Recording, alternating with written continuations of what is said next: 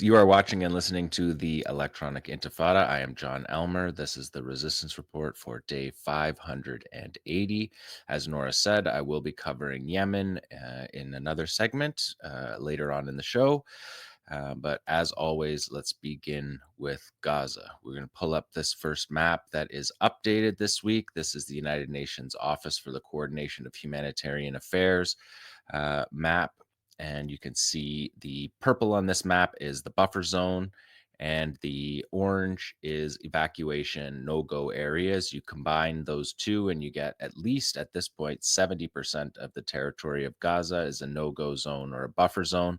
That has been consistently climbing each week by a small number, but by and large, the Israelis have operated in what are the buffer zones, and everything moving forward now is going to be in built up areas, and there's going to be significant resistance in those areas. We are reporting today on day 68 of the total siege and blockade of the Gaza Strip. Israel has been bragging on their military field report channels about 50 airstrikes a day. Nora talked about the carnage that has created. Those are civilian targets. The resistance encounters with the Israelis are a mere fraction of the toll from what we can see right now. The beginnings of the press on the South have happened, and this week is the first week that we're seeing consistent resistance operations on a day-to-day basis throughout the South based on the Morag corridor. Also this week, just to say, the Israeli military chief of staff has issued a call up for tens of thousands of reserves. The Israelis are talking about a major operation in Gaza, as if that hasn't been going on for 580 days. They're calling it Operation Gideon's Chariot, and the prime minister has made it clear that this plan differs from its predecessors in that we are moving the method of raids to occupying the territories and remaining in them. And there was an interesting report on NPR this week where they had a Haaretz correspondent on who talked about how the English language statements by the Israeli military are completely different than the Hebrew statements. So I'm going to skip the English statements, and we'll just hear what they're telling their own people in what they believe is their secret language of Hebrew. The main part of this plan is to push the population south into Rafah, again, which is exactly the same as the initial operation that is now in day 580. But the goal is to permanently occupy, according to the Israelis, the land, and to evoke the transfer of Palestinians. Once they reach Rafah, they will be given the quote unquote voluntary transfer, which is, of course, not a concept. It's ethnic cleansing of the highest order and a war crime of the highest order. After 580 days of these crimes, it's hard to imagine we could get worse, but this plan is worse. But the Israeli military, there was a leaked document shown to Haaretz this week, Israeli military planning document that listed the objectives of the pending operation. The first one is defeating the Qassam brigades. So again, they have not defeated the Qassam brigades, despite reporting on the resistance report for 100 plus shows, talking about how they have not defeated them. They admit, of course, that they have not defeated the Qassam brigades, and they must do that in this new operation. They will take operational control over territory. Again, we've been hearing about operational control over territory since November 2023. They've had operational control over the Jabalia refugee camp 4 separate times. None of those times did they have operational control? And Beit Hanun is also the same. We saw over the past 3 weeks on the resistance report significant resistance operations in Beit Hanun, an area that was supposedly under Israeli occupation, operational control and occupation. Um, Demilitarizing the territory is a new desire for the Israelis in this one. So this is not just disarming Hamas; is disarming the entire territory, striking government targets, so civilian targets, which have also none of this is new. None of these are new, but of course, number 5 is concentrating and then concentrating the population in Rafah and then expelling them. And the number 6 objective is returning the captives, and that's what caught the attention of Israelis, was that the returning of the captives was number 6, and there was an article about how it was number 6, and in that article didn't really talk about mass expulsion or ethnic cleansing or destruction of all of Gaza as a goal of this war. Haaretz wrote a headline that said the hostages could be abandoned and would lead to their starvation within days if Gaza operation is expanded, IDF warns government. So the Israeli military is also warning the government about the starvation levels, that their captives are starving. So according to Army Radio, this is the key point of this operation. The IDF will remain in the areas it takes. The IDF will remain in any area that it has conquered. This is directly from the IDF to Army Radio, and that will be handled according to the Rafah model, meaning the destruction of all structures in the area, and the IDF remaining there without allowing the population to return. So the Rafah model has been the destruction of all civilian buildings in Rafah. And you can see that on this map. If we go to map number 2, we can see Rafah is a total no-go zone. Israel has been cutting the Morag corridor between the two. And the Rafah operations just began this week. They were destroying buildings on the southern edge, along the Philadelphia corridor, which you can see there. The Philadelphia corridor is along the Egypt border. That's the Rafah crossing, the international crossing that has been closed for a year now. And then just below that, that crossing is Kerem Shalom. That's where the main aid crossing from Israel, which has also been shut down for coming up on a year. I guess actually the year was May 7th, so we just passed 1 year of the total closure of Rafah and the closure of the Gaza Strip. So you can see the Morag corridor cutting between Khan Yunis and Rafah, and these operations that began this week, they will be the focus of the show next week. Qassam released a video from just yesterday that didn't make our production deadline. It also didn't make their production deadline because the operation was a week earlier. But judging by the resistance field reports that we've heard from this week, we have 15 qualitative operations in Rafah on the south side of the Morag corridor, and then several more on the northern side in Khan Yunis. Complex ambushes.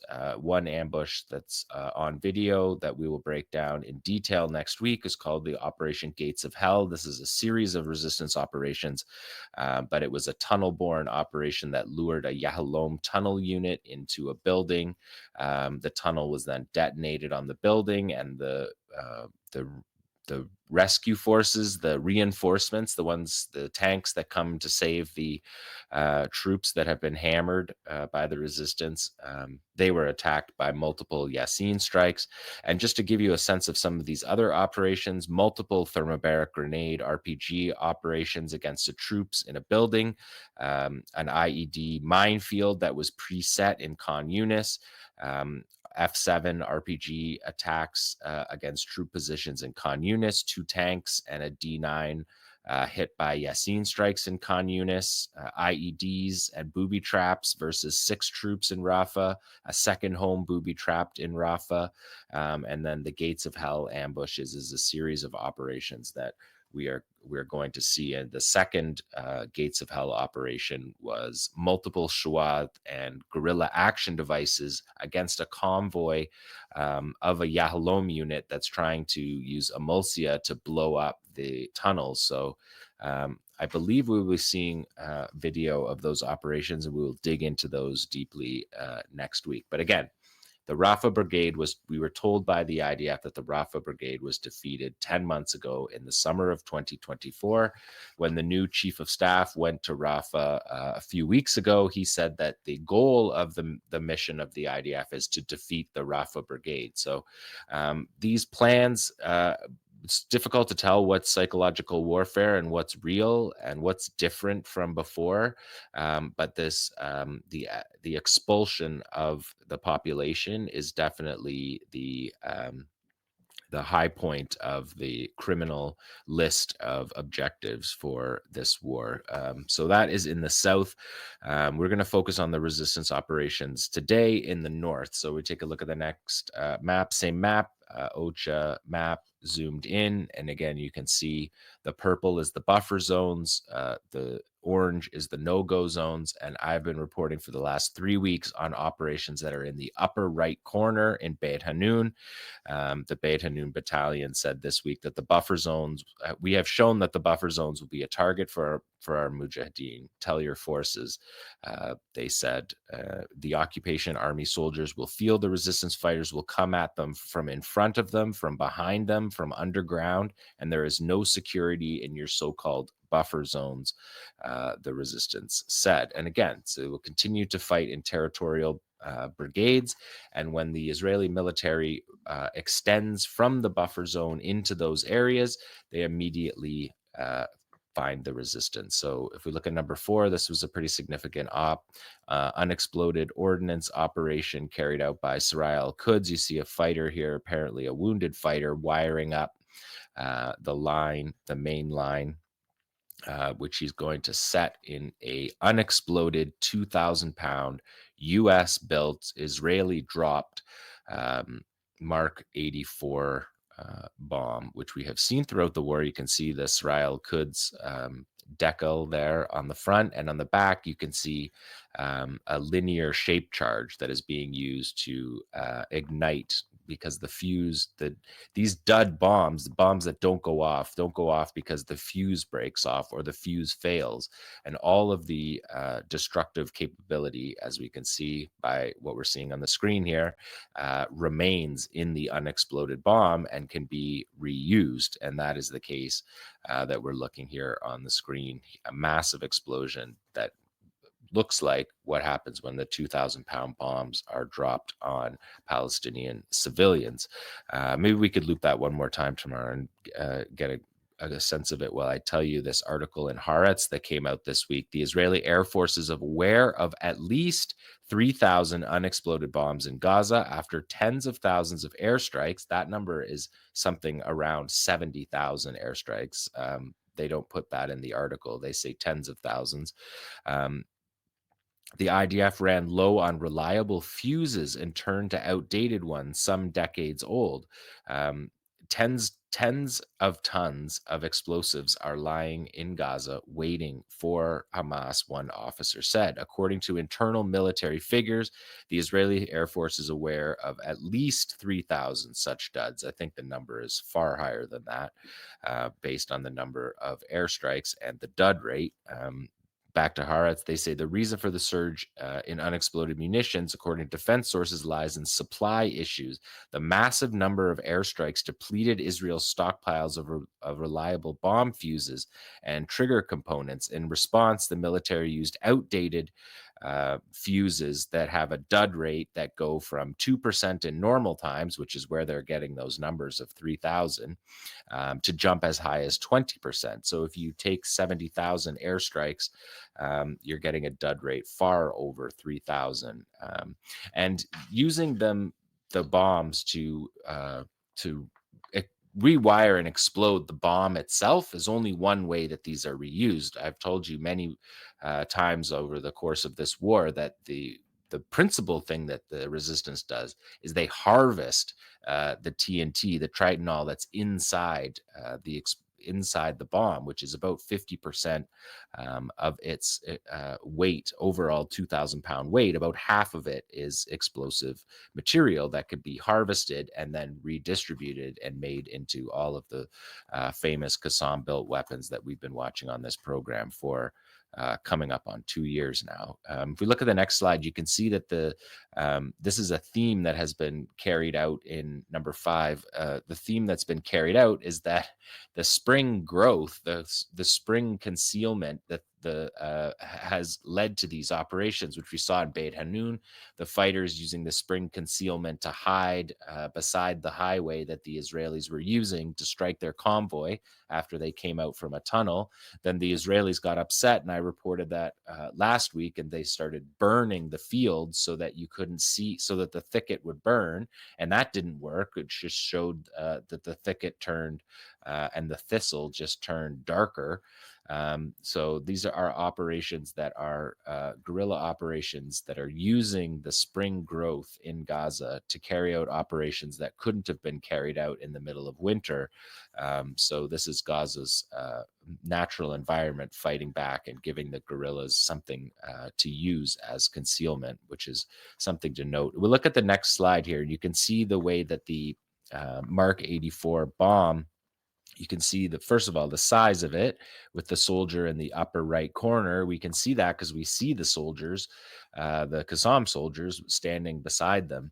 But if you look at the bomb at the top, the two main things that are off it are the nose fuse and the tail fuse, and the tail attachment breaks off. And then the metal piecing that you see around the bomb, that's the JDAM kit. So when you hear people talking about JDAMs being dropped, that all they're talking about is the guidance system. The bomb inside the JDAM guidance system is the same standard 2,000-pound bomb that goes back to the days after World War II. And you can see in the bottom left of this a graph about how devastating these explosions are based on a soccer field. We know it based on Nora's news reports at the top of the show. This is how civilians are being killed because they have a massive blast radius. But you can see the weight, 907 kilograms of the 2,000-pound bomb. 429 of those kilograms, almost exactly half, are explosive material. And so what we saw that resistance fighter do was take a linear shape charge and place it in the tail fuse, and all that does is relight the tail fuse and detonate that bomb. So we've shown you a bunch of times these bombs be used. Of course, they were used spectacularly in Beit Hanun before the ceasefire, when they separated a tank turret, threw it dozens of meters, and flipped the tank over. These are devastating weapons when they're used in their entirety, but they can also be harvested and used one by one. And if we look at the next slide, you'll see the impact of using that weapon. It's massive explosions. That is from 𝐓𝐡𝐞 operation in Tufa, that's east of Gaza City. And you can see again in these footage, and you can see it in the next one, number 8, that these operations are still in the buffer zone. You can see the fighters operating in the buffer zone. This is 𝐓𝐡𝐞's wiring another IED here in the buffer zone in Tufa, east of Gaza City. So they're not even in the built-up areas. They're still being hit. And in the south, in Rafah, where they're moving into built-up areas, they're being hit at 10 times the rate that we're seeing of the buffer zone operations. This is a U.S. Caterpillar D9 armored bulldozer that's about to get blasted. And you can clearly see it is inoperable after being hit by that IED. They show it back twice to us so that we could see it from the two angles. And after this one, I have a still image of the disabled D9 Caterpillar bulldozer that is on the boycott, divestment, and sanctions list, of course, built in Peoria, Illinois. There you can see the destroyed D9. So that is the resistance report from Gaza for this week, for day 580.